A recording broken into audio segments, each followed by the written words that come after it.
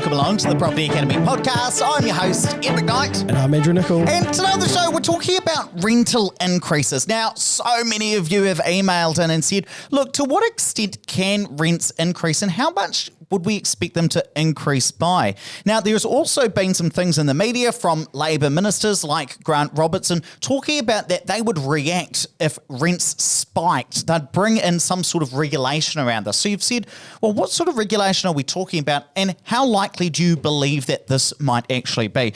Now, this mainly comes from a listener of the show, Gillian, who's been asking all about this and sent me a link about Grant Robertson talking about these things. So let's jump into it. Andrew, walk us through how have rents changed in the past? So since 2002, January 2002, median rent was $200 a week. Seems quite cheap when you look back, which is always the way. In February 2021, so 19 years later, median rent is now $495. So there's a natural increase, but it's quite high, so 4.86%. So we often use 4% when we're doing projections. 4.8%, almost 5% year on year when you're thinking inflation maybe running at 2%. It is quite a drastic increase. And actually, I was looking at a graph from the ACT Party on their Instagram just before and seeing the massive jolts that have been in the last few years while Labor have been in power. And, this is the natural thing that happens with economics when all of a sudden it's a harder asset class to make money off and so fewer people get into the market. It's simple supply and demand.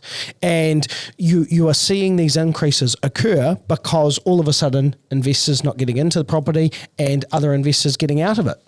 And it's interesting to note as well, Andrew, just to pick up on that point, over the last 3 years, which Labor have been in government, depending on which data source you look at, rents have increased somewhere between 17 and 22%. Now, that's higher than the long-term average of about 4.86% per year. So it has been slightly higher. Now, if you think about, well, what is that over a 4-year period? So naturally, as these interest tax deductions are being phased out, what sort of increase in rent would we expect anyway over those 4 years? So over 4 years, you're expecting almost a 21% increase just from natural increase if we carry on that same trajectory. So, our predictions of maybe a 30% jump in the next 3 to 4 years is not that unrealistic. You're not having such huge increases that it's way out of kilter of the market. But there is some limitation on some of this data. So the data comes from tenancy services, and so they only get the data when a new tenancy is put in place and a new bond is lodged. So if a tenant stays for 3 years and there are increases every year to that rent, then you don't actually see those changes until a new tenant is put in, and of course the rent jumps up then. But it's still useful in terms of tracking these changes over time because, assumedly, when the bond is lodged, people are agreeing to pay rent at that particular price. So we can look at it over a long term. And certainly, I must admit or agree with you that increase of about 4.9% per year compounding is much higher than I thought it would have been over the long term. And I obviously hadn't run those numbers in a wee while. Now, some of you have said to me, well, surely rents can't increase that much. Surely they are tied towards income. Surely that rents can't increase at a rate faster than income. So I've looked at the last 15 odd years of rental increases as well as income increases to see have they always been in lockstep or have there been times and periods where rents have increased at a faster rate than incomes, and conversely as well, are there periods where incomes have increased at a faster rate than rents? And the answer is yes to both of those. So, for instance, there was a period between 2016 and about midway 2017 where rents were increasing quite a bit faster than incomes. And then similarly after that, from about midway 2017 through to midway 2019, incomes were increasing at a faster rate than rents. So there are some periods where rents are increasing maybe 4 percentage points faster than income. So that's around that 2014 mark. And there are other times where incomes are increasing faster than rents. That's around that 2018 mark. So certainly these things do not move in lockstep. Now, of course, I absolutely agree that at some point tenants can only pay what they can actually afford. But what this definitely shows that over a period of years, you can see a time where rents are increasing faster than incomes. And if we're talking about a difference of an extra 10 percentage points, so if that natural market growth was going to be 20% anyway, then a 30% increase over a 4 or 5 year period in order to counteract those tax changes would not be significantly out of the question. But let's talk about those rent controls, Andrew, that potentially might come in if the government thought that those rents were spiking a bit too much. What sort of things might come in? What might not come in? Well, look, I guess you could see the government put in some sort of legislation that says you cannot increase your rents more than, say, 10% per year. Now, personally, I don't think we're going to see that at all. So this can have like a major effect on the market and cause people to panic and exit the market. And you have this kind of distortion in the market like we saw in the 1970s, which is pretty severe. So whilst I think that they're teetering on these kind of risks already with the planned changes that they're making, I do think that something as severe as putting limits on what landlords can increase by just won't happen. The other part to it is, I think that there's the other way that they actually try and help people out is by offering more assistance, because of course that's a political win. So then people who are maybe on the benefit or lower incomes will get more tax back paid from their landlord, and they'll get these subsidies, and then they'll of course pay it back to their landlord. People who are saving for their first home, for example, they will be the ones that suffer because they're the ones that can afford the rental increases, so won't necessarily qualify for any more subsidies or any more government benefits, and so they're just going to have to pay theirs themselves. So frankly, we think that most of this is just jawboning from the government and from the media. I think that it's kind of to scare off people from making any extreme, 25% increases straight off the bat, just so that they can kind of mitigate these new changes. But there is always the possibility. Just speaking of jawboning, I actually thought at one point maybe these tax deductions that are being talked about, maybe they're not going to come in the full extent that's being talked about. Yes. Maybe what they were trying to do, given that we've got a government who's very adept at PR, maybe what they were going to come out is say we're going to introduce these really extreme measures, knowing they're going to go through consultation in order to calm the market for a time. Why would they do that? Because they know the supply side measures, and of course this kind of sounds like a conspiracy theory. So it was just something interesting that I thought about while I was going to sleep. I've considered exactly that as well. National did this back with the 2010 budget. What they did was they floated so many things like capital gains tax, ring fencing of losses, all sorts of different things to kind of put a bit of a soften in the market, and it worked. And then when they released their changes, LAQCs were effectively abolished, and you could no longer depreciate your house, just the chattels. Well, it wasn't that big a deal, but it did have the desired effect. It put enough confusion in the market and a bit of scare in the market, reminded investors that the government could just play around with things, so it definitely put some people off. So it could exactly be that same again. Because that comes back to what we were talking about, where the supply side measures are going to take potentially 4 years to have any impact on prices, like RMA reform, and so they need to quiet the market in the short term. Nonetheless, we digress. Now, let me ask you this, though. A lot of people are saying, and I've seen this by some economists, well, landlords are already charging as much as they possibly can for rental properties. Now, you've been a rental property owner or a landlord, and we like to call ourselves investors more than landlords, for 18 odd years, Andrew. I just don't like to be called a speculator, despite the media's attempts at doing that. Exactly. Now, tell me this. Do landlords set the highest price they possibly can squeeze out of their tenants? Absolutely not, is the short answer. So I own a property management firm, and it's quite a sizable property management firm. And I can tell you this, whilst we want to achieve the best amount for a landlord, we also want to receive as many weeks of occupancy as possible. And so there is that balance. And probably property managers, as a general rule, are a bit more conservative. They take into account, where other people are in the market. And, they might not squeeze every last dollar out of every transaction, which is fine, because that means that you get greater occupancy. Plus, you've got to remember, there are a huge number of private landlords managing their own properties in New Zealand. And again, they probably, lick their finger and put it in the air, get a sense of where the market is, and look for that. They're not trying to actually, it's not like they go into a Dutch auction and they put something on the market for $900 a week and then drop it down until they get a bite. I'm so proud of you using the Dutch auction because I've talked about it so many times on the podcast. And look, in economics, we often talk about this mythical creature that we call Homo economicus. So this is a human being who is perfectly rational. They're profit maximizing. They're happiness or utility maximizing. And what we know when we run experiments and we talk to people is that people are not like Homo economicus. We don't sit there creating spreadsheets. Well, I do. But we don't do that. Well, most people don't in the context of trying to set the most optimum price, or rent in this case, in order to be able to extract as much value from the market. People go on to Trade Me, they look at some listings and they decide, well, what am I going to charge? And do I feel like having that conversation with my tenant? Maybe I'll drop it a bit in order to keep them. And go onto any of the main Facebook groups, you often see landlords saying, well, I charge under the market. I like to charge just under the market, so I'm able to keep this good tenant. Now, I think the main thing that's going to change, or the main thing that could potentially change, is that those sentiments from landlords could change because of this. If they feel unfairly targeted, that's where they might not feel as bad about banging an extra $15 or $10 or $25, especially when they're trying to find a new tenant. That's where we'll start to see those rental increases in particular coming in. And I think the other thing that I want to talk about, because I've seen quite a few economic opinions talking about, oh, we're not going to see rental increases, and people thinking we're going to see the status quo.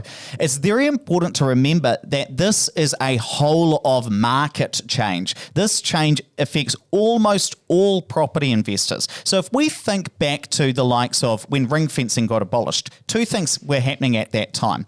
First of all, it only affected some landlords, which were those landlords who had just got into the market, had negatively geared properties anyway, had quite a bit of chattel depreciation. So there were only a small subset of landlords that change actually meant they were going to have to top up their properties more. And beyond that, we also saw interest rates decreasing at the same time. So some of that extra money those landlords would have had to top up those properties was offset by the fact that they had cheaper interest rates anyway. So we didn't see significant rental increases back at that time. Still 5% per year. But we did still see significant increases. But this is a whole of market change. Because it affects everyone, then landlords are all facing a different economic environment. So let me just talk this through, because it really comes down to market definition, which is what most of us get taught in Econ 101 when we're sitting at Auckland University or Waikato University. So look, generally speaking, in a normal market, I, as an individual landlord listing my property on Trade Me, I have no ability to influence the market price. I am just one landlord on the market. If I put up my price, tenants can go purchase somewhere else. They can go rent somewhere else, because I am just one of a whole heap of people. But with this whole of market change, with all landlords who have mortgages, most people, when everybody's costs increase because we now have to pay tax, then the underlying economics of offering that property start to change. So it's not just me putting my price up on Trade Me anymore by $25.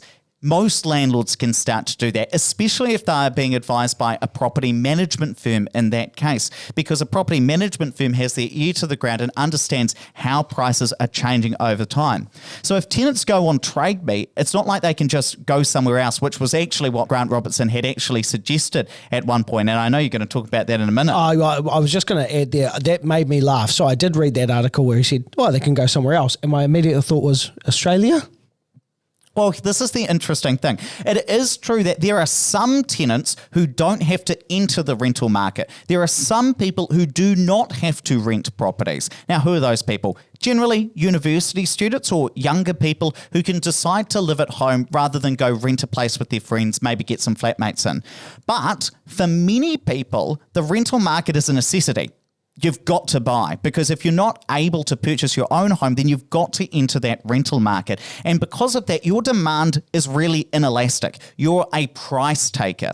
So if the government makes a whole of market change, increases the cost for landlords, and landlords then act as a block, everybody increasing their rent at the same time because they're all facing higher costs and want to recoup that, then tenants in that case are essentially price takers in many ways, because what are you going to do? It's a necessity. Not everybody can decide to live at home. And actually, it's been really interesting just reading some of the feedback on this Property Investors Forum and the property chat groups.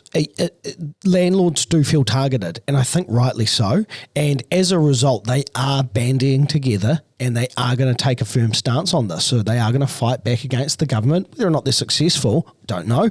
There's a petition going around at the moment, which Ed and I have both signed. There may very well be some changes that come as a result of that happening. If they're not, then they will put up their price as a group. And that's not price fixing. That's the market responding to higher costs in that case. But look, even if you see prices, rents in this case, rise, you're not going to see a whole heap of supply come on the market in order to try and take advantage of those higher prices like you would in a normal market. If you saw the price of bread increase significantly, you might see some more bakeries pop up in order to try and take advantage of this. With rental properties, it takes a long time to build a new house. So it's not like you're going to see this flood of supply coming on the market because rents all of a sudden rise. Plus, that's not generally the really attractive part of owning a rental property. Generally, it's that capital gain at the other end. So my main point of here is that because the increase taxes are a whole of market change, you're going to see more significant moves in rent than you have in the past when other legislation has come out. And remember, the impact of this regulation of taking away tax deductibility for interest costs, this will be something like 12 times the cost of healthy homes. It's some people have said, well, price didn't go up or rents didn't go up significantly after healthy homes. Hey, this is significantly more expensive. It's like having to do healthy homes every year for the next 15 years. Well, let me ask you this in that case then, Andrew. How do landlords start increasing their prices? It's pretty straightforward. Most landlords, whether or not they're using a property manager or doing it themselves, they just bang it on at Trade Me for an extra $25 and see whether or not the market takes it. They are like sheep. We are all like sheep because we look at what everyone else is doing. And let's face it, if there are 3 other properties in a block and we're wanting to achieve an extra $50, we're probably not going to put it on at an extra $50 because someone will just go to the other properties before ours. Some people, and actually this was true for some investors that I was working with, waited out for the highest price they could possibly get on a recent development that completed. But most people just kind of go with where everyone else is going. So the market will kind of decide on whether or not you can tolerate that slight increase, but it's as simple as that. And look, if the rental market is as tight as we've been told in the media over the past 4, 5, 6 years, then there is definitely space for rents to rise. And actually, the truth is that as much as there are some tenants who are unable to afford rental increases, there are some tenants that can. If you've got 4 or 5 flatmates and you're each paying $170 a week, or I've got a friend who's paying $130 a week because she shares a room with her partner, you could afford some rental increases. I've been renting, and as people know, I'm a renter landlord. And over the last 4 years, I think the rent that I paid, just as I was preparing for this episode, has increased by about $150. And actually, that's okay. I'm not struggling because of that. And I mean, don't tell anyone, but I could probably afford more really if it came down to it. I really hope your property manager's listening to this. No, definitely not.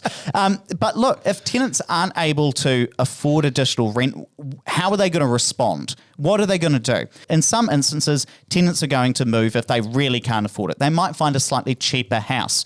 Now, that might still mean paying more rent than the new house that they're going to rent was rented for before. That might still represent an increase in the market. Similarly, they might get more flatmates in order to help people or help themselves cover that increased rent. That might be how they start to afford those higher rents. The other thing tenants might do is attempt to change their lifestyle in order to make savings. If they're spending $25 a week on a bottle of wine and they really can't afford that extra rent, then perhaps they won't do that. Maybe they'll cook at home a few more times per week, or maybe not go out so much. They might have to make some sacrifices given that housing is such a necessity. Well, this actually does sound terrible, cutting down on your wine and cooking at home. Oh, we can't laugh at that because people, just to be clear, we are not laughing at the tenants. No, No, we're not doing that. I'm laughing at Ed. Or the last thing is they may attempt to increase their incomes either by asking for more money from their employers or through some sort of benefit scheme if it comes down to that. But look, my takeaway from this is there is definitely space for rents to increase, mainly because it is a whole of market change. And I hope that's the main thing that we take away from this episode. And we will see rents on Trade Me increase, and we'll see rents on realestate.co.nz increase specifically because of this. Fantastic. Let's wrap it up there, but please don't forget to rate, review, and subscribe to the podcast. It really does help us get the message out to more people. And hey, if you want to meet Andrew and I in person, we are hosting these dinners in Christchurch, Queenstown, Auckland, and Wellington. How do you get into the draw for that? Because we're paying for the wine, we're paying for the food. Very, very simple. First of all, whip out your phone, leave us a review wherever you listen to podcasts, whether it's Apple or wherever else it might be. Follow us on Instagram. We are at @opus_partners, and share something about us either to your feed or on your story. Take a screenshot of all of those and then send it to podcast@opuspartners.co.nz.